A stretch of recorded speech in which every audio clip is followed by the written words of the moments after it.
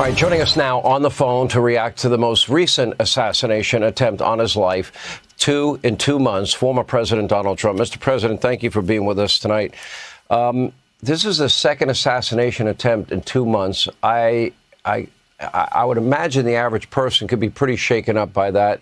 Tell us what happened. How are you doing? And I have a few other follow-up questions as it relates to this.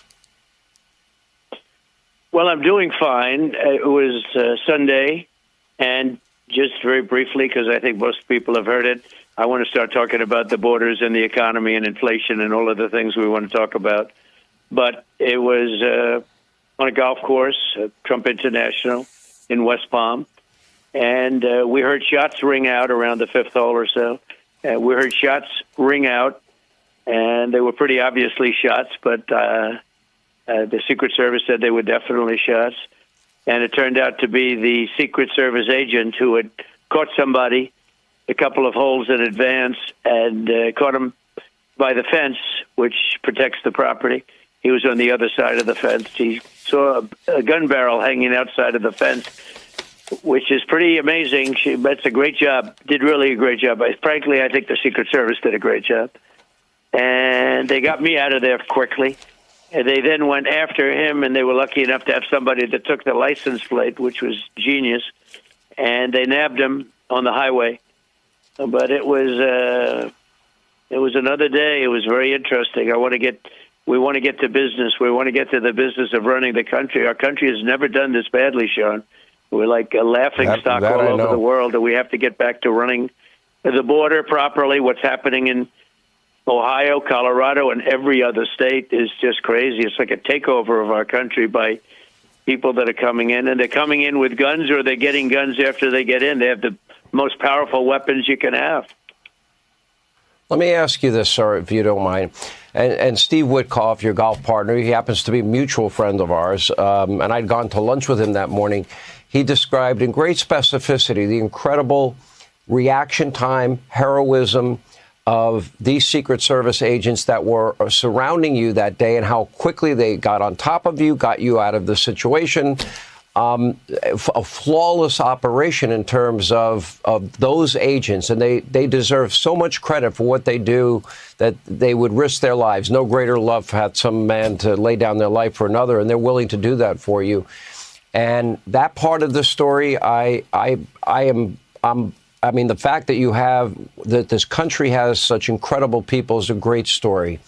But here's what troubles me. In Butler, PA, we had a sniper who was able to get on a roof within 130 yards and come within a millimeter of taking your life. In this situation, it is a well-known area that is treed, as you pointed out, with a fence on it. And this guy, according to reports, might have been there for 12 hours, or his phone pinged in the area for 12 hours ahead of time, 1:30 in the morning. And so obviously there was some type of coordinated planned attack or anticipation you'd be playing golf, or something happened. But the problem is he got within 300 yards of you with an AK-47 with a scope. Now, what I don't understand, and Eric, your son, doesn't understand, and Laura doesn't understand, and many of your family members don't understand, is when you have a treat area that is known for paparazzi taking videos and pictures of you when you're playing golf, because that's the only area on the golf course they would ever have the ability to do that. Why wasn't that area swept? Why weren't there agents on the outside making sure nobody would go in the bushes? Why weren't the bushes checked? To me, that is a colossal failure. And that concerns not just me, but every one of your supporters and every one of your family members, sir. Well, I understand that. And in this particular case, you had a very sharp agent, as good as you could find, and did a fantastic job. But somebody could have missed the barrel of that rifle. Somebody of lesser talents, or somebody that was distracted, could have missed, or could have been shot. I mean, frankly, could have also been shot. But in this case, it was something that worked out very well. As to whether or not they should know this 2 days in advance, I can't say. I just said let's go play a quick round, because it's all business for me. It's a little bit of a form of exercise. So I like it. It's something that is good, but it's also, Sean, very important that you be able to go and do what you want in safety. I just find the Secret Service, now Butler's a very different story. Somebody should have been on that building, and that's a different story. But they also showed great. They were very brave, because when those bullets were flying, they were diving trying on to you. protect me. But they were literally. But don't you think a treed area leading into a fence, 300 plus yards away from you, that area, as a matter of standard operating procedure, would need to be swept, and we would need to have eyes on it to make sure that nobody, be it paparazzi or in this case a would-be assassin, has access to being close to you with an AK-47 with a scope. Your sons can tell you, because they're both excellent marksmen, Don Jr. and Eric, that is the equivalent of a 1-foot putt, if you want to use a golf analogy. And so we have 2 incidents in 2 months where people with rifles and scopes get within 130 and 300 plus yards of you, which would be an easy shot for even a marginal shooter. And that, to me, and we heard the head of the Secret Service, praising his organization and saying this is a great success. The fact that they didn't cover that area, to me, is a great failure. And I understand your reluctance to be critical, but I'm very critical of it. And I just feel like, there's got to be an evaluation here immediately. Has your campaign ever been denied resources that you requested from the Secret Service? Well, that's the big thing. We have long requested more people, more men and women, but more people. And because, we'll have rallies, 50, 60,000. In New Jersey, we had 107,000 people show up. There's never been anything like it. And we have long requested more people. That's true. That's the weakness. If there's a weakness, I really think that's the weakness. You still need the power of the people. We have to, you could say the manpower and the woman power to get in there and look, we don't have, or we haven't had. Now, I understand they're going to be doing this, but you could have somebody who's a president who doesn't have a lot of people watching, and it's a lot easier, and, it's a lot easier situation than it is for me. We have tremendous rallies and crowds, and that's a good thing, but you need more protection. And we've long requested more people. We have, I will say, in Butler, we wanted more people. I heard them say it.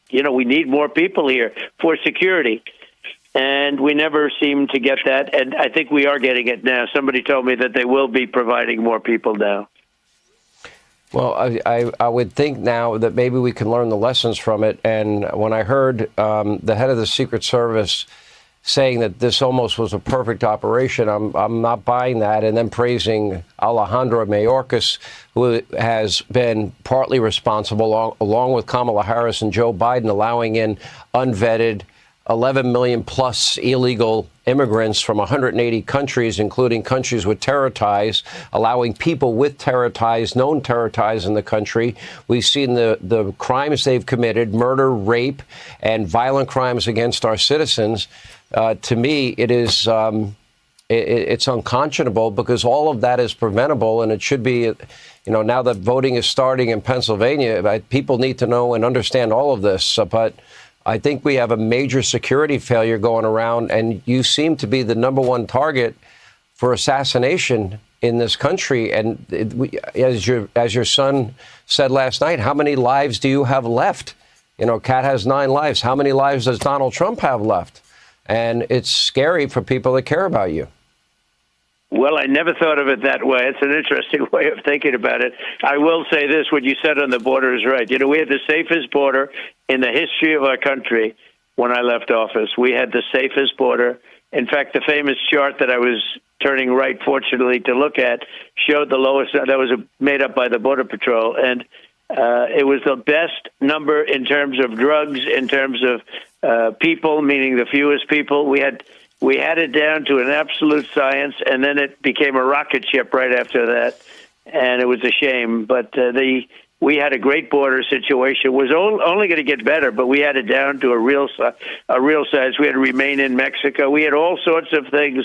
People couldn't come into our country until they got past it. They have to go through really rigorous tests. And it was a great thing, and now it's truly one of the great problems, one of the big problems. No country has been invaded like we've been invaded.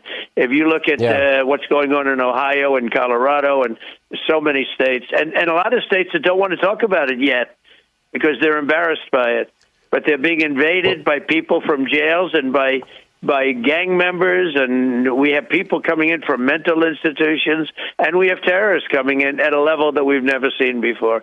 It's crazy. It makes no sense whatsoever why they aren't closing the border. They can do it with a phone call. You close the border. Mr. President, has to close. I agree completely. I've talked about it at length. And let's not give free housing, health care, education, sex change surgery, and amnesty to those illegal immigrants, which Kamala Harris has stated she wants in her own words. I know for those of us that know you and have known you for many years, we're prayerful. We're glad you're safe. If the Harris-Biden administration has not given you and your campaign the resources they need to, they didn't give RFK Jr. the resources he needed. This needs to stop, and they need a complete reevaluation in the next 48 hours so this can never happen again. We are glad you're safe, Mr. President, and thank you for being with us. Thank you very much. Thank you, Sean. Hey, Sean Hannity here. Hey, click here to subscribe to Fox News YouTube page and catch our hottest interviews and most compelling analysis. You will not get it anywhere else.